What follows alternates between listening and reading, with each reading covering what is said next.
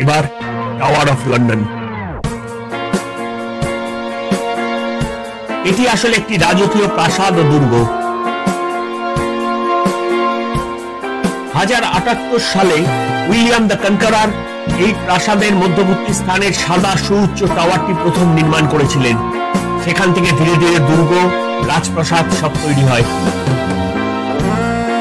তার আগে এর একাংশ 16শ শতাব্দীর জেলখানা, ভয়ঙ্কর অপরাধী ও রাজকীয়দের আটকে রাখার জন্য ব্যবহৃত হতো।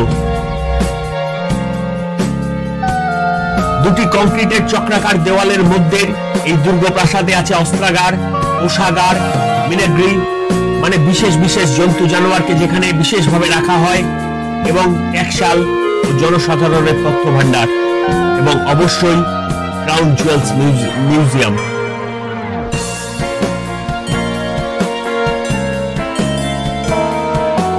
অনেকটা সময় নিয়ে ঘুরে দেখলাম টাওয়ার অফ লন্ডন।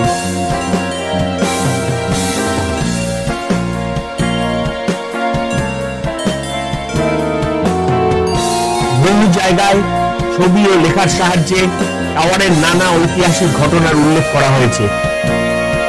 সব শেষে এলাম রাজকীয় মণিমুক্তার সংগ্রহশালা দ্য ক্রাউন জুয়েলস দেখতে।